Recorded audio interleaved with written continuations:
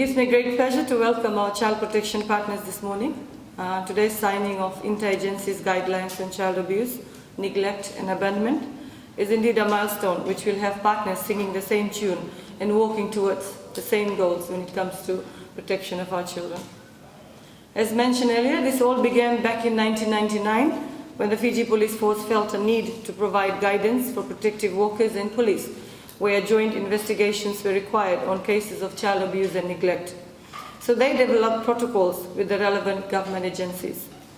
In May of 1998, the Fiji Police Force signed protocols with the various agencies, including the Department of Social Welfare, regarding protective services for children and young people of Fiji.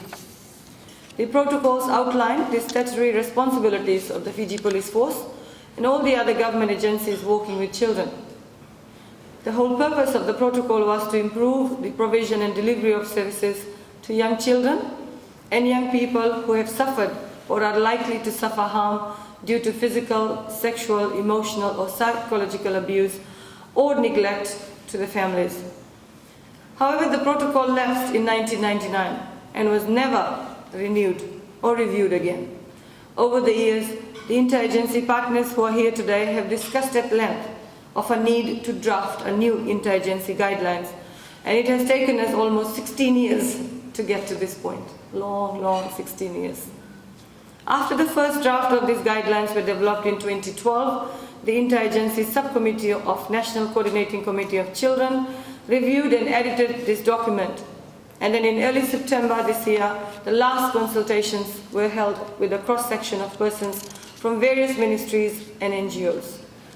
At this juncture, allow me to acknowledge the hard work of the Interagency Subcommittee of the National Coordinating Committee on Children and the various ministries, and of course the Fiji Police Force, who are here to sign these guidelines in getting us to this point. The purpose of these interagency guidelines is much like the protocols of 1999. These guidelines aim to provide an understanding of one, organizations' roles and responsibilities when engaging with a case of suspected child abuse and neglect, individuals' responsibilities when engaging with a case of suspected child abuse. Organizations' role as well as individuals' role, yes. And how organizations are required and expected to interact with engaged in a suspected case of child abuse and neglect. And of course, where to access information regarding individual or organizational roles and responsibilities in regards to child abuse and child neglect cases. As we understand each other's roles and responsibilities, I'm sure we will be able to better service child victims of abuse, neglect and abandonment. The Department of Social Welfare, ladies and gentlemen, cannot help victims of child abuse, neglect and abandonment on their own. We need our partners in education, health, the police force, Ministry of Employment, and of course our NGO partners to provide a holistic approach to meet the needs of our children. Over the years, we have seen an increase of child abuse and neglect cases, as well as an increase in reporting of such cases.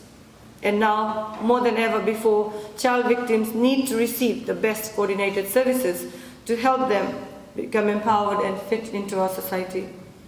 We need to implement effective prevention strategies to stop child abuse and neglect before it happens and to foster commitment to social change. You're aware that the ministry on its own has a provision for the National Child Helpline in partnership with Medical Services Pacific. And we are proud to say that the Child Helpline has gained momentum since its establishment.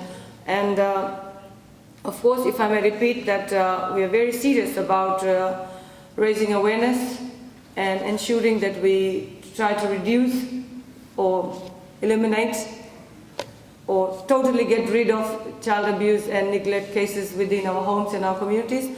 And we will continue with the same momentum in the year 2016. And like I said, we need all of us to sing the same tune, work in partnership with each other to share our resources and expertise, so that come 2016, the lessons learned from 2015 and the previous years will show us new pathways to deal with this rising issue in our community. At this point, allow me to thank UNICEF, who is our partner in child protection, for the support in making it a priority this year and to get the Interagency Guidelines finalized. I welcome all protection partners to the signing of this Interagency Guidelines, and thank you once again, and may I take this opportunity to wish one and all, you, your families, your organizations, your friends, a very, very Merry Christmas and a Happy New Year. And I think we can also use this to send a quick prayer up so that this festive season we are able to spend some quality time with our families and our loved ones, and to see the tragedies that arise during festive seasons, whether it be deaths and fatalities from road accidents, whether it's violence in homes because of too much alcohol abuse. We are able to have this festivity free of any tragedy. May God bless you all, and thank you very much. And I'm sure you are eager to hear from our Police Commissioner. Thank you.